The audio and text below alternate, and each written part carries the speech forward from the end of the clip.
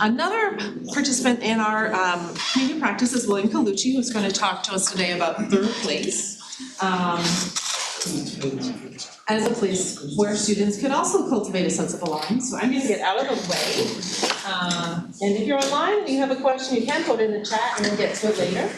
We don't want to try and over it. Has anyone heard of a third place? No? It's been around for quite a while. It's still kind of chugging along. The guy who invented the term and wrote about it, his book is still in print, so it's still a thing. Belonging, I looked it up. It's intimacy, possession, staying, pertaining, basically a social phenomena. And why is it important? Well, social, man is a social animal. We're fundamentally oriented towards interacting with each other. When we can't do that, then we're, there's mental illness, there's unhappiness, there's, lots of problems. So, belonging I would think of it as a way of indicating whether community exists or not. That's could be a feeling of belonging would be a sign that something's happening. This is some of the major studies we looked at. I want to briefly talk about. The approach was basically, belonging is a reflection of divisions in society. There's racial divisions, gender divisions, things like that. And basically, the way to address belonging is to address these divisions, which makes some groups feel like they belong less than other groups. And so this one study looked at that, especially race, and there was a 1.21% difference between minority and non-minority students in terms of belonging. But that was in 4-year colleges. Actually, 2-year colleges, males and minorities actually felt more belonging, and they actually didn't follow up on that.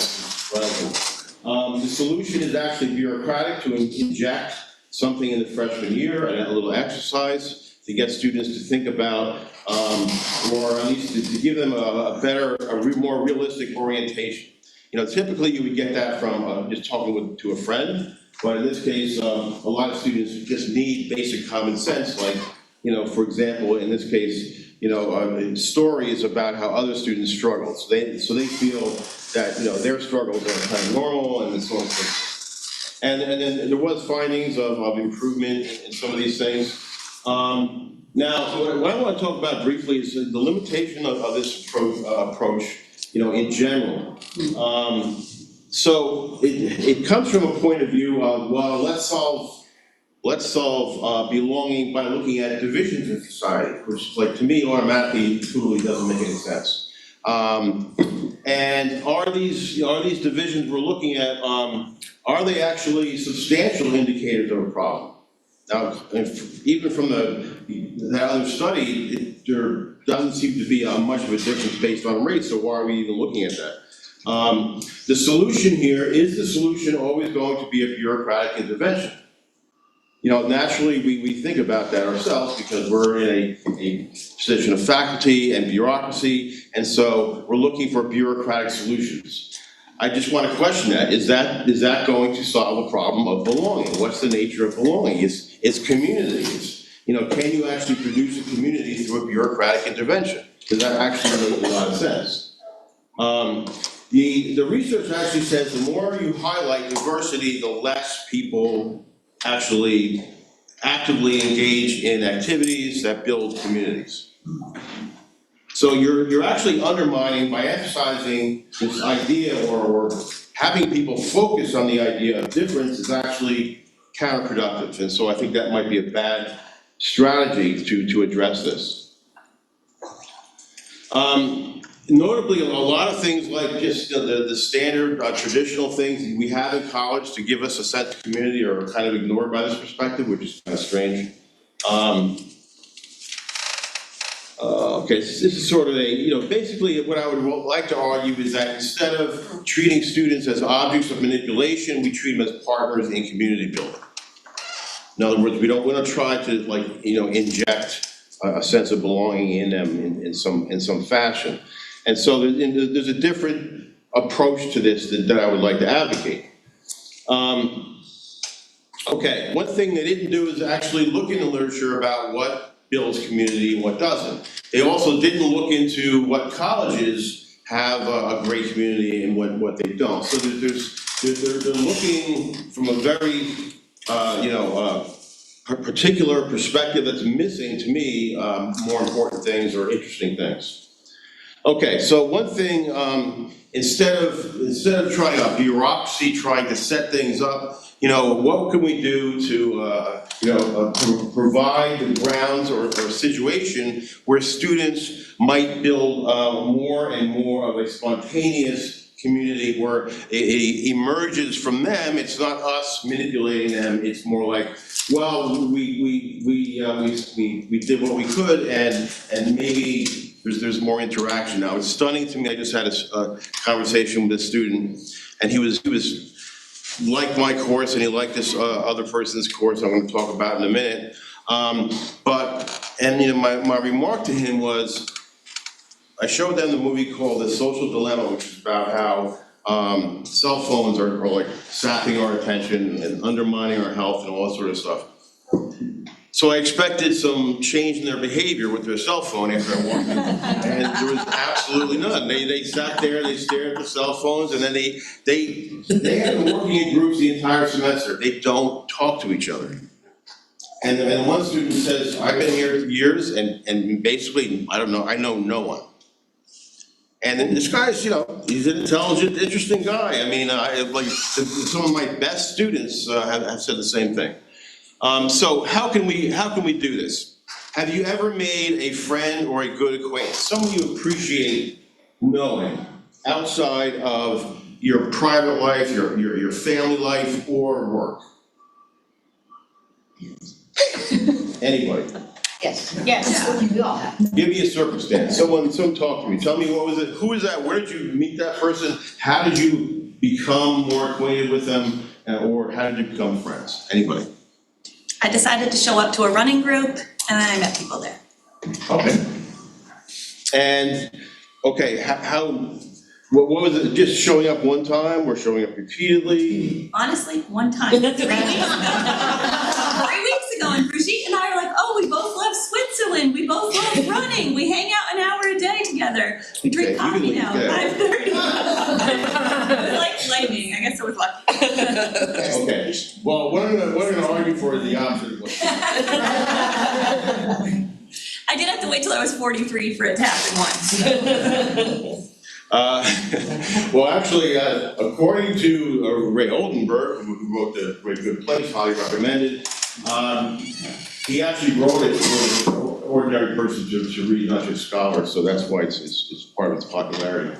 But the idea is, he went and studied places where people gathered and developed these, friendships or just a good acquaintances, whatever you want to call it.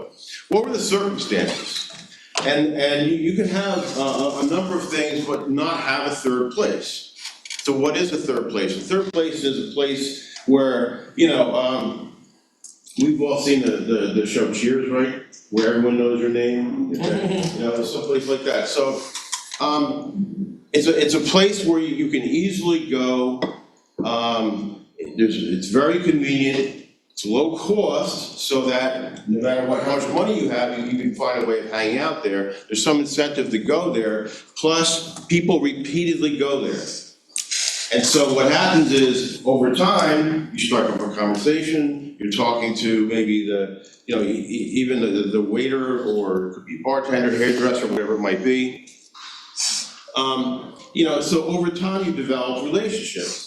And then, one person knows the other, and you develop norms, and you have an emergent social structure. So if someone misbehaves in a way that everyone recognizes is not beneficial, then, there's norms of mocking or punishment somehow, or if someone's, especially respected, there's norms to let everyone know this person is someone we admire. So the idea also is to get out of your routine. In other words, to meet people that you wouldn't ordinarily meet. Okay? So for example, Some people in academia may not have ever even met a person that voted for Trump, or vice versa. And, you know, sometimes it's actually very educational and beneficial to meet people that you wouldn't ordinarily ever sit down with and be comfortable with. So you're sitting with somebody, you're uncomfortable, of course, your first impulse is, I don't like this. But, you know, let me get to my comfort zone. But if you're in a situation like this, you know that you don't have control over who you're meeting, and you've got to be sort of more careful, and you've got to, you know, if you want to, get something out of this situation, you're actually going to have to, develop or do things that maybe are uncomfortable, or do things that there's a cost, to that. So, just a little bit about the author. He actually moved to the suburbs, hated it because no one talked to each other, and so he converted his garage into a bar to get people together. So, what I'm recommending here is, in a sense, if somehow teachers and administrators can build spaces that create these qualities, we can't force students to get together, but maybe we make it easier for students to get together. And we make it easier for just random social encounters that are not controlled. Students are being treated by administration and faculty a lot of times like lab rats. We're not partners, we're trying to do for them or whatever, and they're being acted upon. And so the sense of building a community is actually different. It's a side-by-side thing. It's not a manipulative thing. It's more of a, let's see what happens sort of thing. Popular culture, there's a lot of shows about this, so we're all familiar with the idea. This is actually a local pub.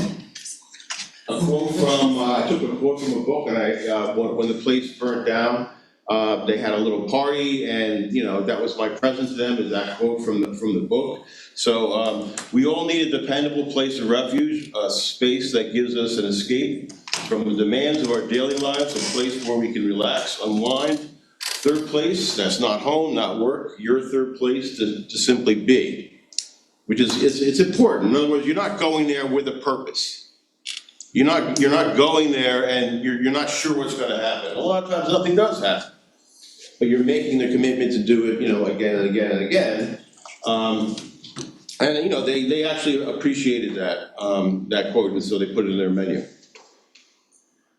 Okay, so where can you meet people? Obviously there's clubs and things like that. And one of the thes that I think is, let me go to what I learned in some of these things. Getting a dog is amazing. It's a whole new atmosphere. You meet a whole new set of people, things like a whole new dimension. I know the guy from the liquor store. I know his family. There's a garden place down there that I walk my dog down. The local pub. I really admire the skills of the servers and bartenders, dealing with a lot of personalities, and build up a lot of relationships with them. One of the things that I learned in this situation is that you have to sort of suspend yourself. So I'm sitting there thinking, okay, I want to spout out my beliefs about something and convince them I'm right about topic A, B, and C. After a while, you have to learn to suspend that. It's not about you convincing anybody else. I'm trying to control my own time. You really have to, what you're concentrating on is relationships. You're building trust with people. So, one story, I met a guy, I said something apparently he didn't like, and then, he went off on me. Never talked to him for a year, even though we're both, we frequent the place. Eventually, the guy bought me a glass of wine. He said, "You seem like a nice guy. I went off on you. I apologize." And now we're fairly good friends, but it took time. You know, he got to know me a little bit better indirectly, and then he figured, yeah, maybe I wasn't in the right. And so, you know, I'm building a relationship with somebody I didn't necessarily choose. And, you know, honestly, we don't agree on a lot of stuff. But, you know, it ended up being a valuable relationship. So I'm probably near out of time, but what I would recommend is for, you know, one of the things I'm thinking about in terms of faculty, I'm thinking about, okay, I'm going to be in the cafeteria when I do my work, so I'm in a public space, and I do it on a regular basis. You know, as much as possible, create routines. Anything you can do to bring students together. I've tried a number of things that kind of failed because, you know, students are very busy, et cetera. But I think, you know, just like administratively, things can be done like say, you know, board games or sports events or anything else that brings students together. That should be maybe something we think about in terms of building community and belonging, you know, as well as other things. Okay, thank you.